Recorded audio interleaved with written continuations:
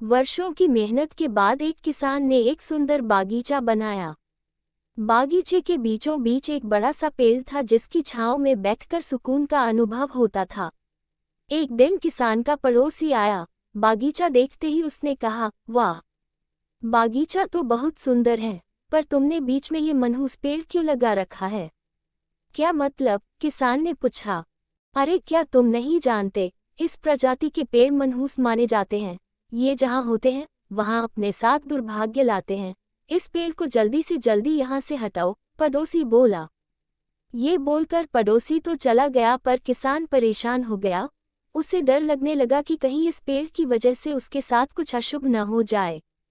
अगले ही दिन उसने वो पेड़ काट डाला। पेड़ बड़ा था, उसकी कटी लकड़ियां पूरे बागीचे में जहां तहां इकट्ठा हो गईं। अगले दिन फिर वही पड़ोसी आया और बोला, ओहो, इतने सुंदर बागीचे में ये बेकार की लकड़ियां क्यों इकट्ठा कर रखी हैं? ऐसा करो, इन्हें मेरे अहाते में रखवा दो। लकड़ियां रखवा दी गईं।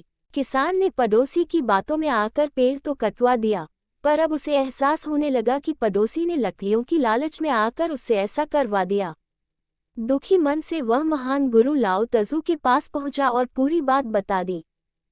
लाओ तजू मुस्कुराते हुए बोले, तुम्हारे पड़ोसी ने सच ही तो कहा था, वो पेड़ वास्तव में मनहूस था, तभी तो वो तुम्हारे जैसे मूर्ख के बागीचे में लगा था। ये सुन किसान का मन और भी भारी हो गया।